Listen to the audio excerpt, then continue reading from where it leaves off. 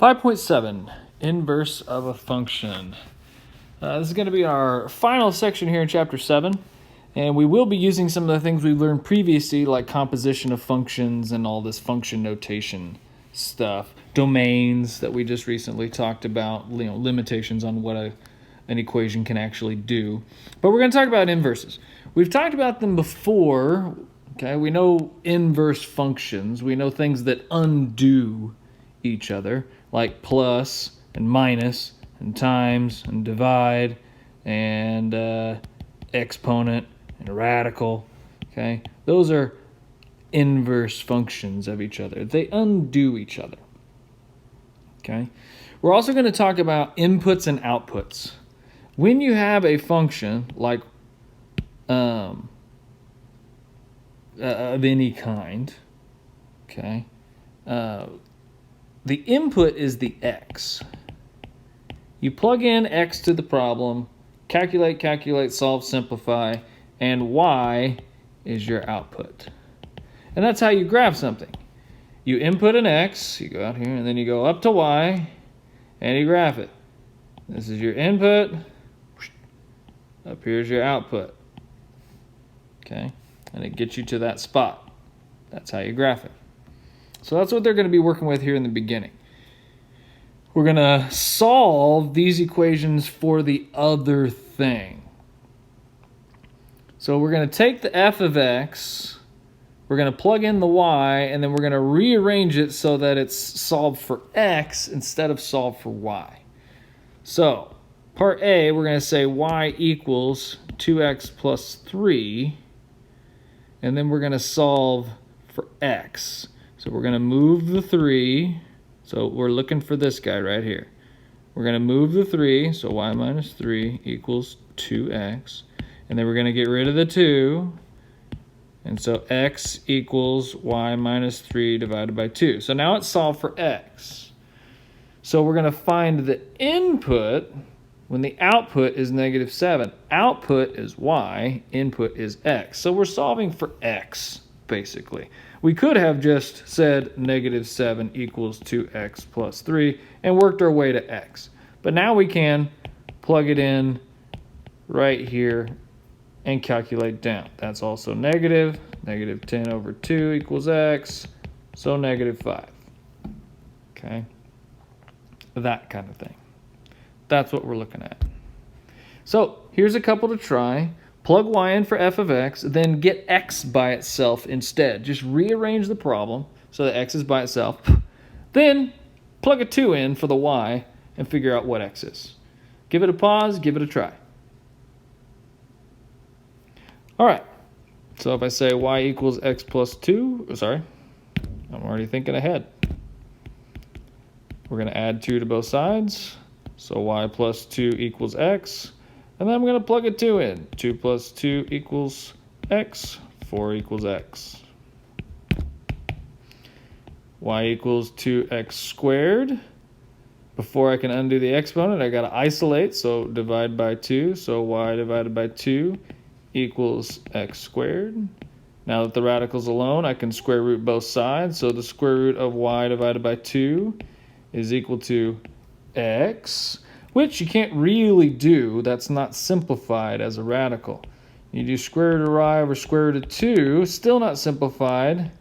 You've got to multiply it by the square root of 2 over the square root of 2. So y square root of 2 over 2 equals x. And then we got to plug a 2 in there.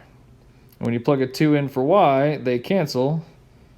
So you get x equals 2, because 2 times the square root of 2 divided by 2, 2 on top, 2 on bottom, just gives us the 2.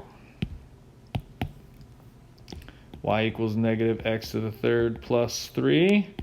We're going to subtract 3. So y minus 3 equals negative x to the third.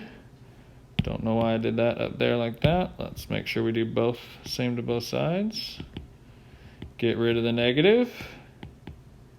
So that's negative y plus 3 equals x to the third.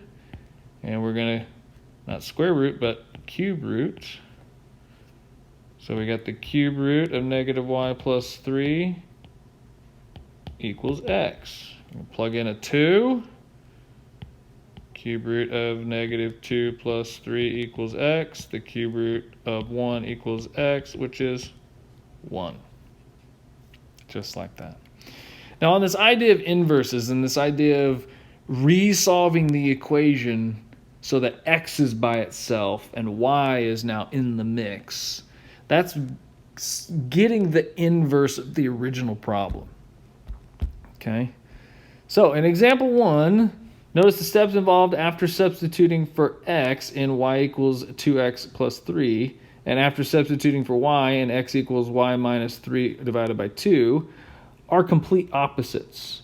Right? Our original problem, if you plugged in a number for x, you'd multiply by 2, then you'd add 3. When we inversed it, when you plug in for y, you subtract 3 and divide by 2. You do the opposite things in the reverse order. Okay, so they kind of undo each other. These are called inverse functions. Okay, so instead of calling it y equals 2x plus 3 and saying x equals y minus 3 over 2, if we have the input as x, if the variable is x, and it doesn't matter what the variable is, it could be a smiley face, a seahorse, an x, a y, a z, an a, a t. It just stands for we plug in something. Remember, when we're in function notation, we give it a name like f, and then we tell it what variable we're going to use. The variable is going to be x. Typically, the variable is always x, but not always. Sometimes it's s of t, and speed is related to time, or however the variables work. Okay? But these two functions now, f of x and g of x, are inverses. They undo each other. Okay? So if we look at our input and output values, notice how they're reversed. In the original function, the x's, negative 2, negative 1, 0, 1, and 2. In the inverse function, the y's are negative 1, or negative 2, negative 1, 0, 1, and 2. The y's from the original are the x's. The x and y has switched places. This is how we're going to find the inverse. We're going to take the original equation, we're going to switch the places of x and y, and then we're going to resolve. That's how it's going to work. The other thing you should notice is that they are a reflection of each other. So if you look at the graph, the original one's in blue, and then if you reflect across the line y equals x, or up 1 over 1, up 1 over 1, up 1 over 1, up 1 over 1, that diagonal up 1 over 1. If you reflect over that line, you mirror, you get the inverse. Okay? So let's look.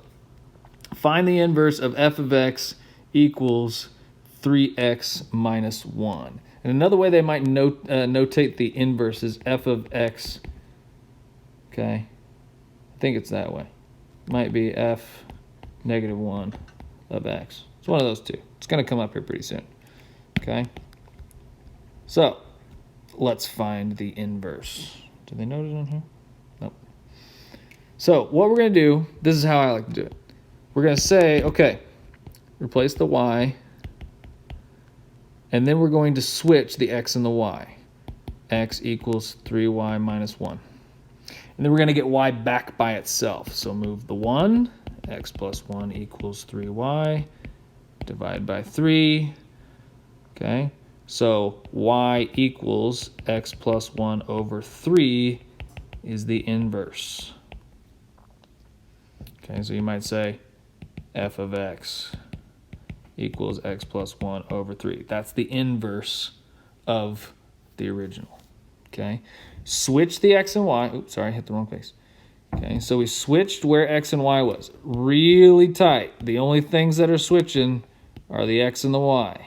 Okay, then resolve for y. Get it by itself. If you wanted to, you could do it in the reverse order. Get the x by itself, then switch x and y in their places. Here's 3 for you to try and then graph. Well, let's graph this back one over here. Okay. I'm going to draw me a little graph here. Where's my line button? There's a line. There's a line. Now they're straight. 1, 2, 3, 4, 5, 6. 1, 2, 3, 4, 5, 6. 1, 2, 3, 4, 5, 6. Now, it should be that across that line is a reflection. So let's graph the first one. Y equals 3x minus 1. We start at minus 1. I'm going to do it in blue, though. Start at minus 1. We go up 1, 2, 3, over 1. 1, 2, 3, over 1. Go down 3, back 1. Down 3, back 1. This is my line here. So we should get a reflection across this one. So we should actually probably hit somewhere about there. There should be an intersection point, most likely. Let's see. I'll graph this one in red. Okay. So x plus 1 divided by 3. That's basically 1/3 x plus 1. So we're going to start at positive 1, and then we're going to go up 1, and then over 3. Up 1, over 3. Down 1, back 3. Down 1, back 3. And when we graph, we get this nice reflection across that dotted line. Okay? That's what you're looking for. Okay, so find the inverse and then graph it and its inverse. I'm not too worried about the graph of it and its inverse. I'd even really like you to just do it in Desmos. So we got y equals 2x. No, that's a y. 2x. There's my first line. Okay. And if we want, we could add, I'll just add one right here.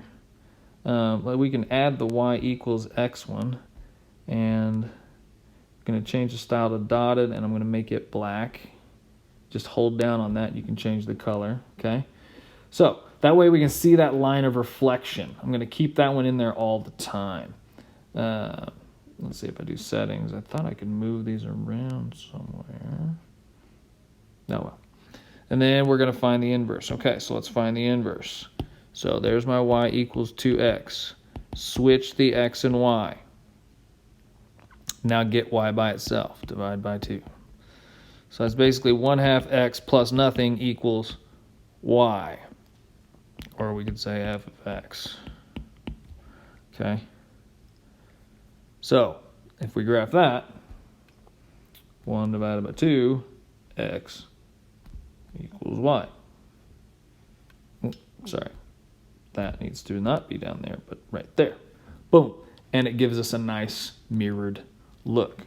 Okay, so if we want to draw a little general graph, okay, it goes through the origin, sort of like this. And the other one goes through the origin, sort of like that. They both had 0 as the intersection point, so that's kind of how it goes. Looks a little bit like that. Okay, let's look at number 5. I'm going to delete that one, but I'm going to leave that dotted line on there. So y equals negative x plus 1. We're just going to switch the x and the y. So x equals negative y plus 1. I'm going to subtract the 1. X minus 1 equals negative y. Get rid of the negative. Negative x plus 1 equals y. So let's graph them both. Y equals negative x plus 1. Y equals negative x plus 1. That didn't work out very well. Let's see. Did I write the problem down right? Oh. Switch. Subtract the 1. Divide by negative. That got weird. Should definitely go the other direction. So we switch the x and y.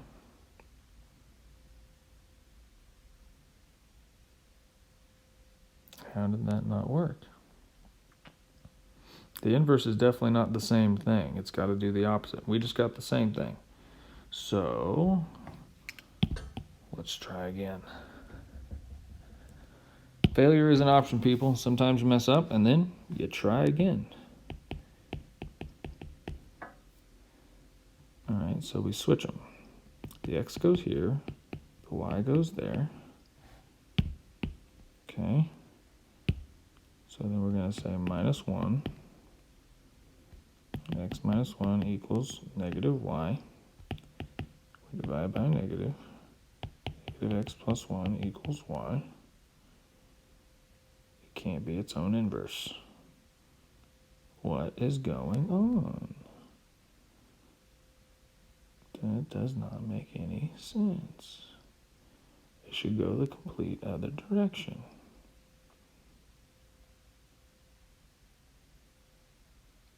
So let's do it this way. Let's switch them first, and then switch the x and the y. Y equals negative x plus 1, minus 1. Y minus 1 equals negative x, divided by a negative. Oh, negative y plus 1 equals x, and then you switch the x and y, and you get negative x plus 1 equals y. That one's really weird. Let's consult the book on this. Google Drive, math, books. Sometimes you gotta look stuff up, people. It happens. Where are we? Chapter 5, section 7. Whenever you are ready. Nope, not that one. Go back one. All right, good. Chapter 5, section 7. Where are they on that one? Oh, yeah, I need teacher's book. It's got that stuff in there somehow. Teacher. 5, 7. Fantastic. Is that the end of it? Going back up. We are right there. Nope. Right. There we go. Number 5. What are they saying? Oh, they are saying it's the same one. Look at them. Oh, what an idiot. There we go. If you look at the graph, if we're reflecting over this dotted line, right? If I graph it, and this is my dotted line here, and my line goes, let's see, through 1, right?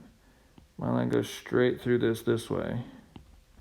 This point right here has to be the same distance this way when I do the inverse, right? So the inverse is going to be the same distance away. So a point here that is 2 spaces is going to be 1, 2 spaces this way. It has to be the exact same mirrored image away from the line. So it is its own self. Our math was good. We just didn't come through with looking at the graph right. That's okay. If you second guess yourself, ask. That's why I'm here. That's why the book's here. Freaking internet. Ask the whole thing. All right, let's try this first one. Let's look at, I'm going to move the, go back home, move the graph over here. We got y equals 1/3. There's supposed to be a divide in there. X minus 2. All right, that's our line there. I'm going to change the color on so I can tell what's going on there. And let's find the inverse. So y equals 1/3 x minus 2. Switch places. And then add 2. It's supposed to be an x plus 2 equals 1/3 y. To get rid of a fraction, multiply by the reciprocal. The whole side. Be careful. This times that's going to be y. 3 times x is 3x. 3 times 2 is 6. So we've got y equals 3x plus 6. And it gave me red again. Change color, somebody. All right, and we got that mirror image again, just like we want to have. So if I draw my graph, where's my straight lines? There we go. That was not right. Undo. Straight line. Straight line. Let's draw some graphs. It starts at -2, and it goes down 1/3, up 1/3, and we're still going this way. This one starts at 6, 1, 2, 3, 4, 5, 6. And it goes down 3, 1, 2, 3 over 1, 1, 2, 3 over 1. It's going to go like that.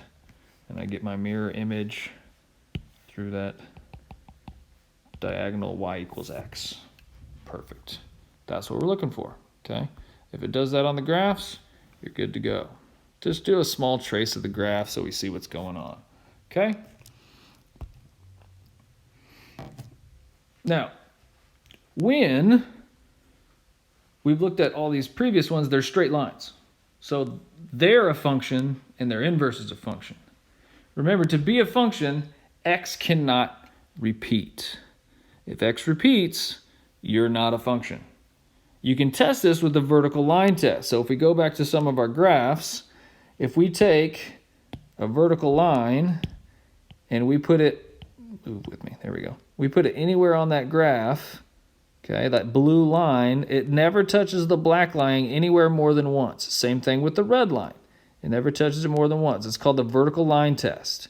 If you have a list of x and y values, if x ever repeats, it also fails the vertical line test. Okay, so if we look at these graphs, if I do that same vertical line, okay, the blue one only touches ever at once at a time. But when we get into the red, it's all touching twice. The x's are repeating. So the red's not a function. Same thing when we go, give me the line again, please. When we go to this red one. Red one's good, red one's good, red one's good. Gets a little weird in the middle, but it's still only touching once. Red one's good, red one's good. Same thing with the blue. So they're both functions. Okay? Now, if we restricted f of x equals x squared, this one, to just greater than or equal to 0, when it reflects, it does this one, and you're only ever touching once at a time. They're both functions, okay? So you can't limit them. So find the inverse of f of x equals x squared, and only when x is greater than or equal to 0, and then graph the function and its inverse. Okay, so if we go to graph the function, draw my graph on graphing paper, makes it easy. Okay, so f of x squared, and then greater than or equal to 0. Well, let's use Desmos to give us a little help here. We're going to do x squared, and we need some values. So push the little settings wheel, and then push the little chart button, and we get a chart of points, right? So the table is created. -2, 4, -1, 1, 0, 0. -2, 4, because if you plug in -2, -2 squared is 4. -1 squared is 1. 0 squared is 0. 1 squared is 1. 2 squared is 4. Okay, but we only care about 0 and above. So we're only doing this part of the graph. Okay, we can do that on Desmos. I'm going to undo my table part. You can put a no, not a comma, that's not the one we want. We want the bracket, and then we're going to say x greater than 0, and then we can close the bracket. I didn't want to open it, I just wanted to close it. Okay, close. So now it's closed. So it only does that part. That's how you set a limit on Desmos. All right, so let's find the inverse. Y equals x squared. Switch the x and the y, and now get rid of that by square rooting. So the square root of x equals y. Notice the inverse of squared is its opposite. What undoes it? Square root. So if we type in y equals the square root of x, and if we zoom in, you get this nice mirrored image across the line. Y equals x, right? We go with that. Let's see, dashed line, that's fine. Okay, you get a nice mirror across that line. That's what we're looking for. Okay, so we graph that one. We can graph this one. Okay, if you plug in 4, 1, 2, 3, 4, you should get 1, 2. If you plug in 1, you should get 1. If you plug in 0, you should get 0. And it goes like this whenever we graph it. Okay? We don't have to limit it in order to be a function. Okay? We have to limit this one in order to be a function. Because if we did the other one and we got the other hand on that sideways pointed U, we would no longer be a function. That's it for this session. Watch the next video to pick up the second half of